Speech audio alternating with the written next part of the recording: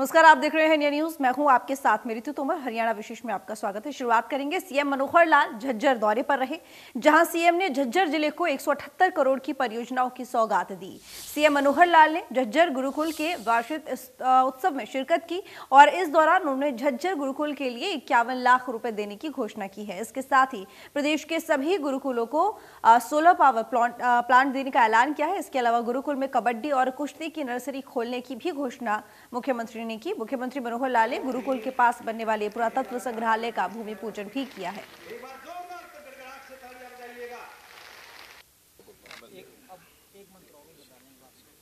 ओम अश्वावत गोमदूर्जस्वत वर्णम वनस।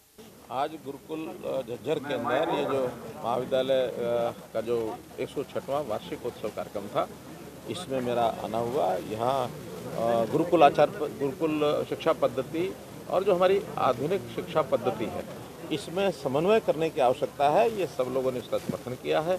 इसी प्रकार से हमारे पुरातत्व के जो संग्रहालय के नाते से जो एक संपदा जिसको संग्रहीय रूप में यहाँ रखा जाएगा, उसके भी भूमि पूजन का कार्यक्रम हुआ। लगभग 50-60 करोड़ रुपये लगा करके उस पर एक भव्य संग्रहालय बनाया जाएगा, ताकि ये क्षेत्र ऐसे लोगों को जिनकी रुचि है उनके लिए एक पर्यटन का ये केंद्र भी बन सके, उसके इस इलाके को बहुत लाभ होगा।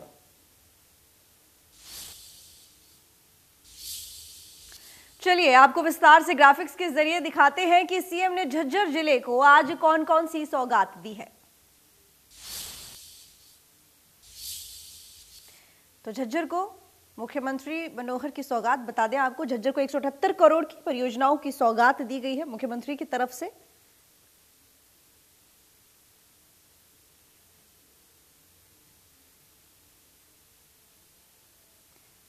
सीएम ने कई परियोजनाओं का उद्घाटन और शिलान्यास भी किया झज्जर में।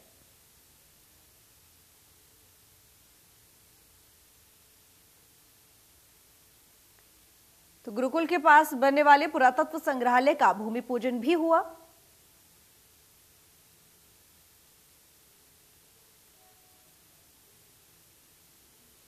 झज्जर गुरुकुल के लिए 51 लाख रुपए देने की घोषणा भी मुख्यमंत्री की तरफ से की गई।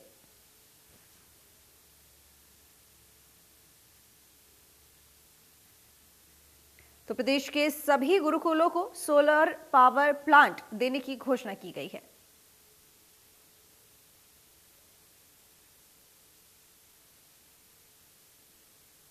गुरुकुल में कबड्डी और कुश्ती की नर्सरी खोलने की भी घोषणा सरकार की तरफ से।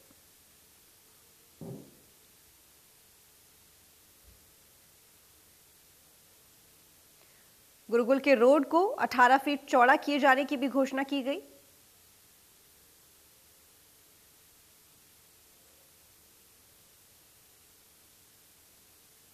बहादुरगढ़ के नवनिर्मित बस स्टैंड का उद्घाटन किया गया।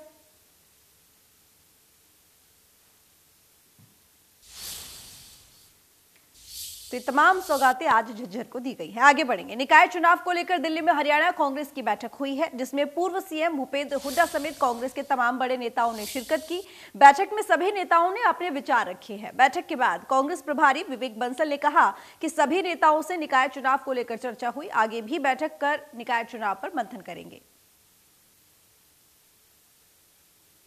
हमने चूँकि चुनाव की किसी भी वक्त निकाय चुनाव की घोषणा हो सकती है, तो उसके संदर्भ में हमने यहाँ के हरियाणा के जितने भी वरिष्ठ नेतागण हैं कांग्रेस के, उनसे मंत्रणा की उनसे कि किस तरीके से इस चुनाव को अपन को लेना है, किस तरीके से इस चुनाव को लड़ना है। सबने अपनी अपनी राय व्यक्त की और कहीं ना कहीं अभी हम निष्कर्ष पे पहुंच रहे हैं, उसी को उन सबके सुझावों को लेके, और पूरी मजबूती के साथ ये चुनाव हम लोग लड़ेंगे और एकजुटता के साथ। सबसे महत्वपूर्ण बात है कि सब हमारे जो जितने भी वरिष्ठ नेता हैं, सबकी सहमति इस बात पर है कि जो प्रत्याशियों का चयन चाहे सब इसके चुनाव को में लड़ने की बात हो, सब एकजुट होकर इस चुनाव को लड़ेंगे और प्रतिबद्ध हैं। बिल्कुल हर नेता इस बात को लेकर प्रतिबद्ध है कि हम इस चुनाव को पूरी मजबूती के साथ लड़ेंगे और अपने कांग्रेस का प्रदर्शन बहुत अच्छा होगा, ऐसा सबका मानना है और सबका जो संकल्प। लीडर्स थे और इसमें यही देखा गया कि अब आने वाले समय में स्थानीय निकाय चाहे वो परिषद है या हमारे कमेटी पालिकाएं हैं उनके चुनाव आने वाले हैं, तो उनमें क्या फैसला होना चाहिए, कैसे हमको करना चाहिए, आगे की क्या रणनीति होगी, तो उस पर एक जनरल बातें सभी ने आपस में विचार विमर्श किया और अपने अपने बातें वहाँ पर रखी हैं। अभी ठोस कुछ इस पर हमने फैसले लेने का आगे हम फिर से बात करेंगे और ठोस फैसले और स्ट्रैटेजी रणनीति आने वाले समय में कांग्रेस पार्टी मिलजुल कर बनाएगी। 5 राज्यों के चुनाव परिणाम पर राज्यसभा सांसद दीपेंद्र हुड्डा ने कहा कि 4 राज्यों में कांग्रेस की सरकार बन रही है। वहीं यूपी में शानदार प्रदर्शन का दावा किया। अवसर मिला और जो मैंने महसूस किया, जनता में एक बदलाव का वातावरण। जनता भारतीय जनता पार्टी की 8 साल पहले जो अच्छे दिनों का वायदा दिखा के जो सरकार सत्ता पे काबिज हुई दिल्ली में, जो आज अहंकार का प्रतीक बन गई है उस सरकार, जनता उनका अहंकार तोड़ने के लिए मतदान कर रही है। 5 में से 4 राज्यों में हम उम्मीद करते हैं कांग्रेस पार्टी स्वयं अपने बहुमत से सरकार बनाएगी। पंजाब में चरणजीत सिंह जी चन्नी के नेतृत्व में, तो उत्तराखंड के अंदर हरीश रावत जी के नेतृत्व में, इसी प्रकार से गोवा और मणिपुर, और उत्तर प्रदेश में भी बदलाव निश्चित होगा। बदलाव में निर्णायक भूमिका कांग्रेस पार्टी की रहेगी और जो बदलाव के बाद जो उत्तर प्रदेश की नई सरकार का गठन होगा उसमें कांग्रेस का महत्वपूर्ण योगदान। वही हरियाणा विधानसभा का बजट सत्र चल रहा है। 8 मार्च को सीएम मनोहर लाल बजट पेश करने जा रहे हैं। इस बार के बजट में शिक्षा पर कितना बजट बढ़ेगा और 5 राज्यों के चुनाव परिणाम को लेकर शिक्षा मंत्री कंवरपाल गुर्जर से बात की हमारे संवाददाता ने। देखिए रिपोर्ट। लोकसभा की तर्ज पर हरियाणा विधानसभा में भी अब छुट्टियां दी जा रही हैं। विधायक मंत्री हैं, उनको अपने काम का गहनता से अध्ययन करने का मौका भी मिलेगा। इसमें क्या फायदा मिल रहा है, ये जानने के लिए हमारे साथ मौजूद है शिक्षा मंत्री कंवरपाल जी। सर, आपका इंडिया न्यूज हरियाणा में स्वागत है। जिस तरह से जो पहला अनुभव है, तो कैसा महसूस कर रहे हैं? देखिए, अगर गंभीरता से चर्चा होगी तो मेरा मानना है निश्चित ही प्रदेश को फायदा होगा, प्रदेश के लोगों को उसका फायदा होगा। जो भी जनप्रतिनिधि चुन के भेजे गए हैं, चाहे वो सत्ता पक्ष के हैं चाहे विपक्ष के, जनता ने उन्हें इसलिए चुना कि वो उनके हित के लिए काम करेंगे। भले ही वो सत्ता में नहीं है, अगर विपक्ष में है तो वहां भी इसीलिए चुन के भेजे वो, और अगर सत्ता पक्ष में तो वहां भी इसीलिए चुन के भेजे।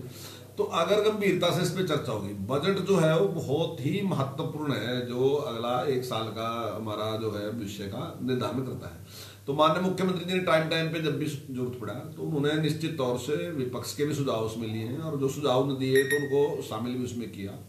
जो इंडस्ट्रियलिस्ट है उसके साथ विचार किया, जो व्यापारी है उसके साथ भी, जो किसान है उसके साथ, हर वर्ग के साथ विचार करने के बाद उन्होंने पिछला बजट भी प्रस्तुत किया था और ये बजट भी उसके बाद प्रस्तुत किया।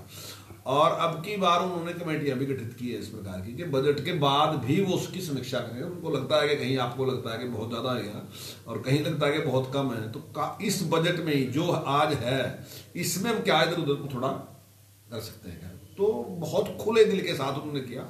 और अक्सर क्या होता था, जब भी हम बजट पेश करते थे तो अगले दिन उसमें डिस्कशन होती थी, तो विपक्ष का ये कहना होता था कि हमें उसका अध्ययन करने का मौका ही नहीं मिला।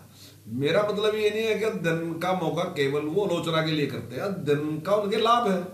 अगर विपक्ष अध्ययन करके कोई अच्छी बात सरकार के ध्यान में लाता है तो निश्चित तौर से लाभ है प्रदेश का, सब प्रदेश के लिए काम कर रहे। तो यही विचार, इसी विचार के साथ माननीय मुख्यमंत्री जी ने इस प्रकार का निर्णय लिया कि हमें इस प्रकार से करना चाहिए कि बीच में कुछ थोड़ी छुट्टियां मिले ताकि सब लोग इसका अध्ययन कर सके। सत्ता पक्ष भी इसका अध्ययन कर ले, विपक्ष भी इसका अच्छे से अध्ययन कर ले, जो हमारे इंडिपेंडेंट है वो भी अच्छे से अध्ययन कर ले।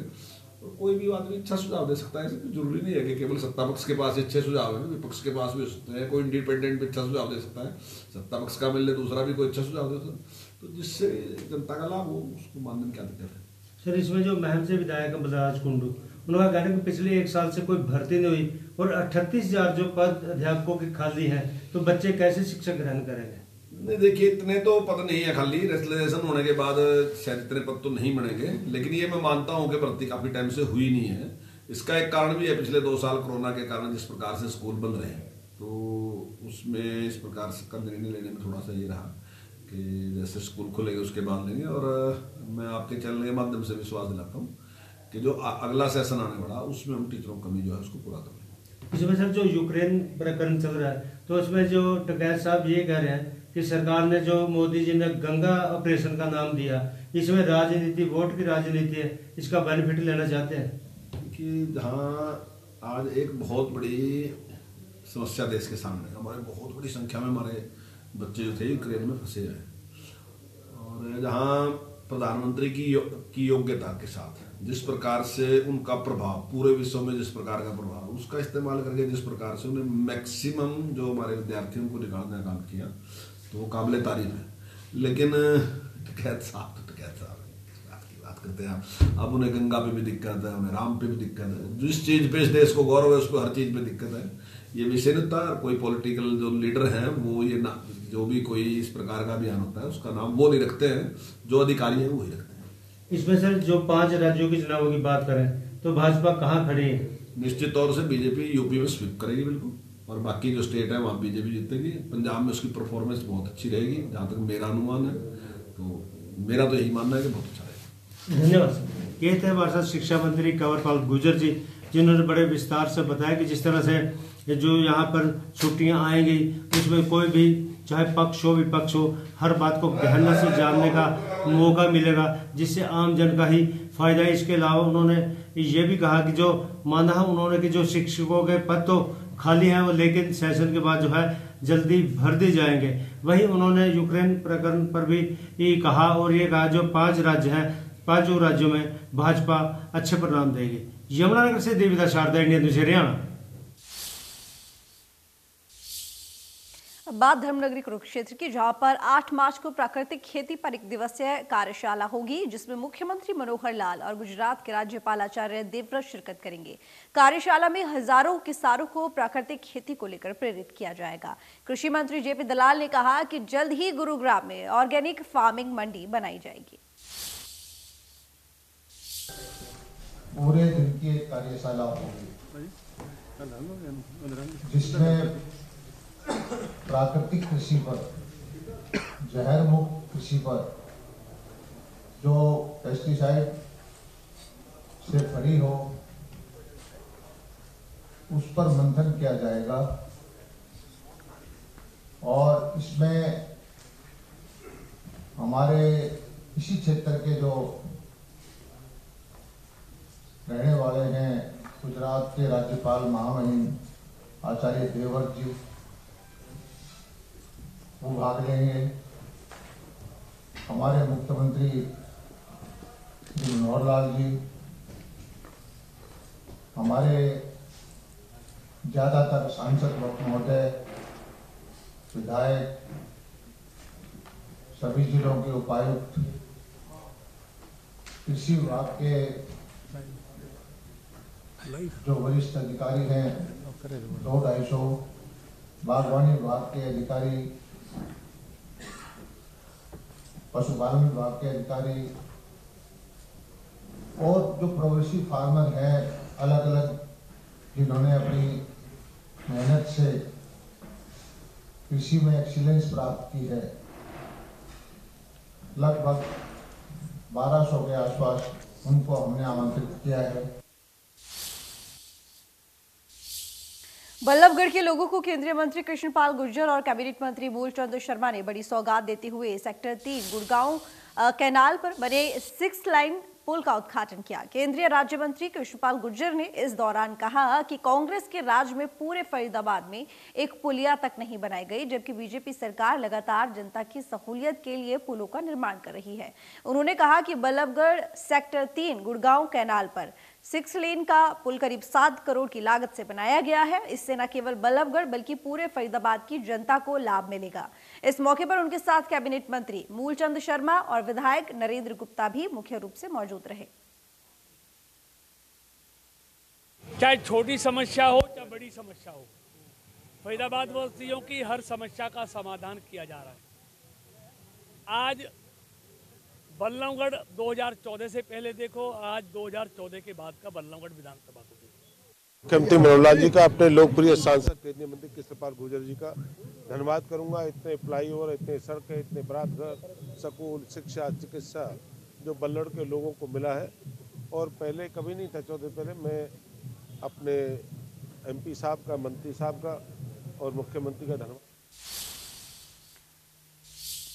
यूक्रेन में फंसे छात्रों को ऑपरेशन गंगा के जरिए भारत सकुशल वापस लाया जा रहा है। यूक्रेन में फंसे भारतीयों में हरियाणा के भी छात्र बड़ी संख्या में हैं। प्रदेश के करीब 1800 छात्रों में से अब तक 1143 छात्रों की स्वदेश वापसी हो चुकी है। गुरुग्राम में मुख्यमंत्री मनोहर लाल ने यूक्रेन से लौटे छात्र और उनके परिजनों से मुलाकात की। इस दौरान जहां से मनोहर लाल ने यूक्रेन से सभी भारतीयों को सकुशल वापस लाने की बात कही, तो वहीं छात्र और उनके परिजनों ने सरकार का धन्यवाद किया। गुरुग्राम के अब तक 78 छात्र स्वदेश लौट चुके हैं। सीएम मनोहर लाल ने कहा कि केंद्र और हरियाणा सरकार सभी छात्रों की सकुशल वापसी की कोशिश करा रही है। हरियाणा सरकार ने इसके लिए कई बड़े कदम उठाए हैं। शनिवार को अंबाला में भी सीएम ने यूक्रेन से लौटे छात्रों से मुलाकात की थी।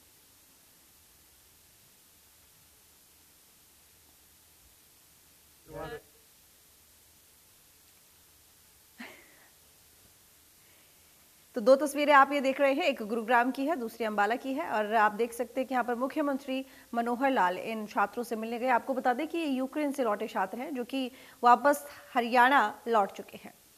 देखिए, एक बहुत बड़ी समस्या अचानक आ गई थी। यूक्रेन का और रशिया का जो युद्ध चल रहा है उसमें हमारे यहाँ के पूरे देश भर के लगभग 18,000-19,000 छात्र थे। हरियाणा के भी उसमें 1800 छात्र हैं। पहला काम तो यह है कि वो सकुशल वहाँ से वापस लौट आए। उसकी व्यवस्थाएं मिनिस्ट्री ऑफ एक्सटर्नल अफेयर्स ने की। हमारे कई मंत्री वहाँ गए, स्पेशल फ्लाइट्स वहाँ से चलाई गई और उसमें अधिकांश लोग वापस लौट आए हैं। फिर भी कुछ अभी शहरों में फंसे हुए हैं और बॉर्डर्स के ऊपर जो लोग हैं उनको फ्लाइट्स लेकर के आ रही हैं। मैं समझता हूँ कि जो लोग अंदर रह गए हैं वो सुरक्षित कैसे निकलें, इसकी चिंता प्रधानमंत्री जी भी कर रहे हैं और हम लोग भी लगातार अपने जो हरियाणा के लोग हैं उनसे संपर्क बनाए हुए हैं। 1800 के आसपास हरियाणा के जो छात्र थे उसमें से 80 के आसपास अभी भी यूक्रेन में शहरों में जो हैं उनका संपर्क बना है और कैसे वो निकल सकते हैं उसकी चिंता हम सब कर रहे हैं। और जब सब वापस आ जाएंगे तो फिर आगे इनके भविष्य की चिंता भी ज़रूर भारत सरकार भी करेगी, MCI करेगी और हम उसको फॉलो करेंगे और हम भी कोई अच्छे सुझाव उनको देने वाले हैं। जब मीटिंग होगी इसमें जाकर सुझाव देंगे। सर स्टूडेंट ने अपनी डिग्री को लेकर भी आपसे बातचीत करी, उसके बारे में आप क्या कहेंगे? मैंने बताया क्योंकि डिग्री तो जो मेडिकल कॉलेज पढ़ाएगा उसी को देनी है। अब वो जिनके बहुत कम समय रह गया, मानो 2 महीने 4 महीने रह गए हैं, तो उनको डिग्री वहाँ से कैसे मिले। वो फिर जैसे थोड़ा सा शांत होगा वातावरण तो वहाँ के लोगों से बातचीत की जाएगी, इनको डिग्री लेने के लिए वहाँ ना जाना पड़े, यहीं कोई व्यवस्था हो जाए। लेकिन ये सब चीज़ें एक वातावरण जो से अनुकूल हो जाएगा।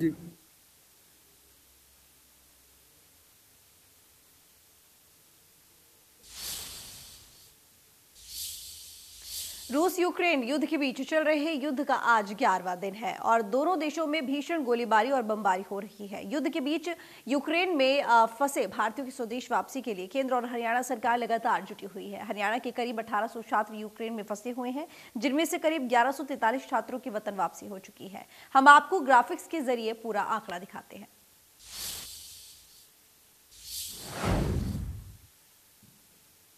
देखिए, जिला अंबाला, भिवानी, चरखी दादरी, फरीदाबाद। छात्रों की संख्या अंबाला में 81 है, जो छात्र लौटे हैं वो 45 है और जो अभी फंसे हुए हैं वो 36 है। भिवानी की बात करें तो 52 छात्रों की संख्या है, 24 लौट चुके हैं, 28 अभी फंसे हुए हैं। चरखी दादरी में 48 छात्रों की संख्या है, 38 लौटे हैं, 10 अभी फंसे हुए हैं। फरीदाबाद में 117 है संख्या, 61 लौटे हैं और 46 अभी भी यूक्रेन में फंसे हुए हैं। तो जो आंकड़ा हम आपको स्क्रीन पर दिखा रहे हैं ये वो जिले हैं जहां से जितने छात्र लौट चुके हैं, जितने बाकी हैं और जितने आ चुके हैं। तो वहीं फतेहाबाद की अगर बात करें तो 71 छात्र हैं कुल, लौटे 51 हैं, 20 अभी भी फंसे हुए हैं। गुरुग्राम की बात करें तो 51 छात्र हैं, 67 लौट चुके हैं और 24 अभी भी वहां पर फंसे हुए हैं। हिसार में 111 छात्र हैं और 67 हैं जो कि लौट चुके हैं, 44 हैं जो कि अभी भी यूक्रेन में ही है। वहीं जींद की अगर बात करें तो 72 संख्या जो कि छात्रों की कुल है और 51 लौटे हैं। नानौल की बात करें तो आपको बता दें कि 34 है छात्रों की संख्या। तो तमाम वो आंकड़े हैं जो हम आपको दिखा रहे हैं टीवी स्क्रीन पर। हरियाणा के जितने भी जिले हैं जहां से जितने छात्र हैं कुल और लौटे जितने हैं और अभी भी जितने फंसे हुए हैं, ये पूरा आंकड़ा है। हालांकि केंद्र और हरियाणा सरकार दोनों ही एक्शन में है और ऑपरेशन गंगा चलाया जा रहा है। कुल 1800 छात्र हैं, 1143 लौट चुके हैं और 657 ऐसे हैं जो अभी यूक्रेन में फंसे हुए हैं। अंबाला में पंडित केदारनाथ शर्मा ट्रस्ट द्वारा मेडिकल कैंप लगाया जा रहा है। कोरोना महामारी के खत्म होने के बाद एक बार फिर मेडिकल जांच सेवा शुरू की गई है। मेयर शक्ति रानी शर्मा ने मेडिकल कैंप का दौरा किया। इस दौरान उन्होंने जनता के स्वास्थ्य का हालचाल जाना। कोविड खत्म हुआ है और जो सैंक्शन से लगे हुए थे वो हट गए हैं, इसलिए कैंप्स दोबारा शुरू कर दिए गए हैं। पिछले संडे भी कैंप लगाया गया था, ये उसी की कड़ी में ही है, ताकि जो हमने एक जनता के साथ प्रॉमिस किया था कि हम उनके द्वार पे उनको सुविधा देंगे, तो हमने वो अपनी कायम रखी है और हर संडे हम ये कैंप लगाते हैं। और जो स्पेशलिस्ट डॉक्टर्स हैं, बहुत अच्छे डॉक्टर्स अच्छे हॉस्पिटल से वो आते हैं। और इस बार हमारे पास हीलिंग टच के डॉक्टर्स एक्सपर्ट्स आए हुए हैं, डॉक्टर आर्य हैं और बहुत अच्छी डेंटल की टीम है हमारे पास, वो भी आए हुए हैं। और हम ये सारी सुविधा लोगों को उनके घर पे जाके, उनके द्वार पे जाके देने की जैसे हमारी इच्छा थी वो हम कार्य कर रहे हैं। बहुत अच्छा रिस्पांस मिल रहा है कि जिन बच्चों ने पिछली बार रजिस्ट्रेशन करी थी लास्ट संडे, वो अपनी क्लासेस अटेंड भी करने लग गए हैं और उनको उनके लिंक भेज दिए गए थे जूम के थ्रू के ज़रिए वो अपनी क्लासेस अटेंड कर रहे हैं। कि ये बच्चों के ऊपर है वो उसमें कितना फ़ायदा उठा सकते हैं। और सबसे अच्छी बात ये है कि वो अपने समय से उस क्लास को कर सकते हैं। टाइमिंग्स बड़े फ्लेक्सिबल हैं और अलग अलग क्लास के अलग अलग टाइम हैं, तो वो बच्चे अपने उस हिसाब से क्लासेस अटेंड कर सकते हैं। और मेरे ख्याल से अगर वो अपने पढ़ाई भी कर रहे हैं, उसके अलावा उनको ट्यूशन्स मिल रही हैं, तो उनके लिए बहुत लाभदायक होगा। तो फिलहाल हरियाणा विशेष में बस इतना ही। देखते रहिए इंडिया न्यूज़।